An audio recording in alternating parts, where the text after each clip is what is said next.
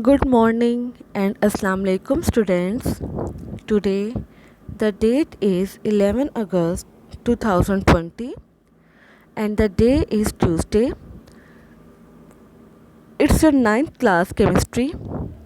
We have started chapter number 5 which was about physical states of matter. In the last lecture we have discussed about boiling point and its factor. Now we are going to discuss freezing point on page number 88. Freezing point.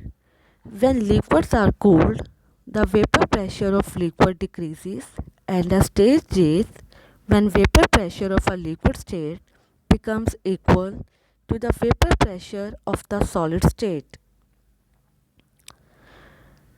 जब हम liquid को cool करते हैं तो उनका vapour pressure decrease हो जाता है. सिमिलरली जब हम लोग किसी भी लिक्विड को हीट करते हैं तो हीटअप होने की वजह से उसका वेपर प्रेशर इंक्रीज़ कर जाता है.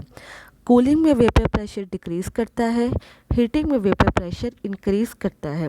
तो जब किसी भी लिक्विड का वेपर प्रेशर डिक्रीज़ करता है तो एक स्टेज ऐसी आती है जब वेपर प्रेशर लिक्विड का वेपर प्रेशर हमारे सॉलिड के वेपर प्रेशर के इक्वल आ जाता है और इस स्टेज को हम लोग फ्रीजिंग पॉइंट का नाम देते हैं. At this temperature liquids and solid coexist in dynamic equilibrium and this is called the freezing point of liquid. Coexist is the stage in which is a condition in which both stages will occur and dynamic equilibrium is the equilibrium when forward and reverse reaction gets equal. This is called dynamic equilibrium.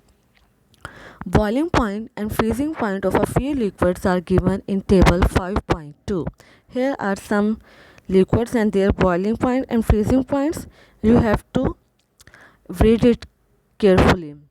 Next is diffusion. The liquid molecules are always in a state of continuous motion. They move from higher concentration to lower concentration. They mix up with the molecules of other liquids so that they form a homogeneous mixture. Diffusion क्या होती है? Diffusion ये होती है कि हमारे जो liquid के मॉलिक्यूल्स हैं वो नो डैट कि वो हर वक्त मूव करते रहते हैं, एक दूसरे के साथ कोलाइड करते रहते हैं. वो मूव क्यों करते हैं? Because they have the enough space between them so that they can move easily.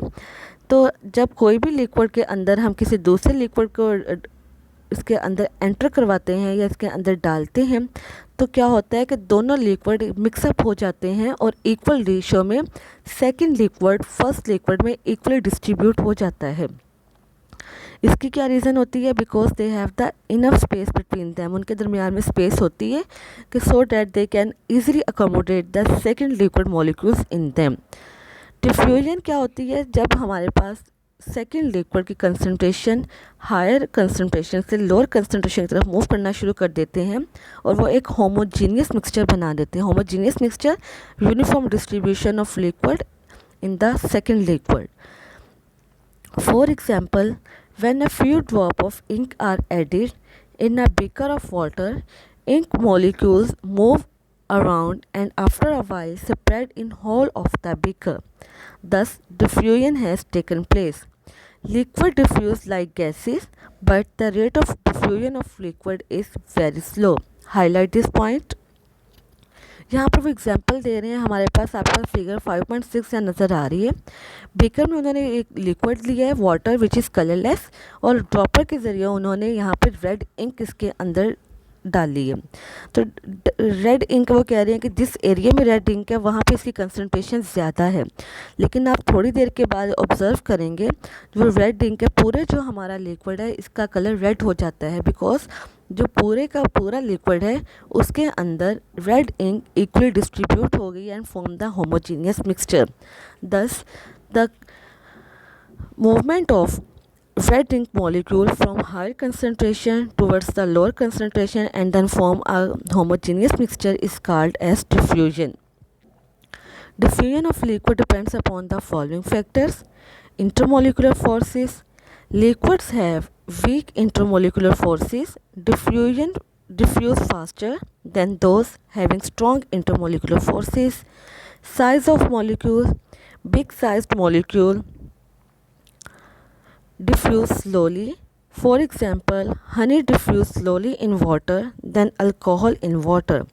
जो हमारे पास इनका साइज़ बड़ा होगा वो डिफ्यूज़ करेंगे, वो आहिस्ता डिफ्यूज़ करेंगे, वो स्लोली इन होमोजीनियस मिक्सचर बनाएंगे, जबकि जिनका साइज़ कम होगा वो रैपिडली हमारा होमोजीनियस मिक्सचर बना देंगे। यहाँ एग्जांपल दी है आपको हनी की। हनी के वो कह रहे हैं कि हमें पता है हनी की डेंसिटी भी ज़्यादा होती है, इससे मॉलिक्यूल का साइज़ भी बड़ा होता है। तो ये आपने ऑब्ज़र्व भी किया होगा कि ये बहुत स्लोली डिफ्यूज़ करती है as compare to alcohol. Alcohol का साइज़ भी स्मॉल होता है। Shapes of molecule. Regular shaped molecules diffuse faster than irregular shaped molecules because they can easily slip over and move faster. Regular shape आपके पास एक regular pattern में जो आपके पास molecule है वो इजीली डिफ्यूज़ कर जाएंगे, जबकि इरेगुलर पैटर्न के जो मॉलिक्यूल्स होंगे वो डिफ्यूज़ इजीली नहीं करेंगे बिकॉज उनकी सरफेस रफ होती है, इरेगुलर होती है और उनको डिफ्यूज़ होने में टाइम लगता है। Temperature. Diffusion increases by increasing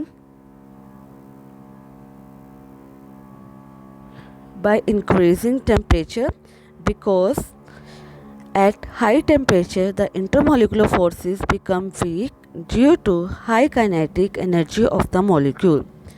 ये भी सिंपल सा पॉइंट है, आपके पास टेम्परेचर ज़्यादा करेंगे इंटरमोलिकुलर फोर्स वीक हो जाएगी, जितनी वीक इंटरमोलिकुलर फोर्स होगी उतना ही हमारे पास डिफ्यूजन का प्रोसेस है वो हाई होगा। Next is the density. The density of liquid depends upon its mass per unit volume. D is equal to M over V, mass पर डिपेंड करेगा और इसके वॉल्यूम पर डिपेंड करेगा। Liquids are denser than gases because molecules of liquids are closely packed and the spaces between their molecules are negligible. As the liquid molecules have strong intermolecular forces, hence they cannot expand freely and have a fixed volume. Simple point है ये भी। Unlike gases, they cannot occupy all the available volume of the container. That is the reason why densities of liquids are high. For example, density of water is 1 gram per centimeter cube while that of air is 0.001 gram per centimeter cube. That is the reason why drops of rain fall downward. The densities of liquid also vary. You can observe kerosene oil floats over water while honey settle down in water. जो भारी चीज़ होगी जिसका density ज़्यादा होगी वो water के नीचे settle down हो जाएगी, जिसकी डेंसिटी कम होगी वो it will be float on the surface of the water just like the density of the ice. These are the simplest points we have discussed already.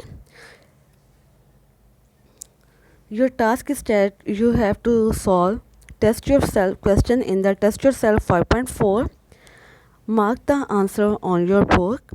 We will discuss them in the next lecture. If you find any difficulty in the today's lecture, you can highlight them and can ask. Thank you.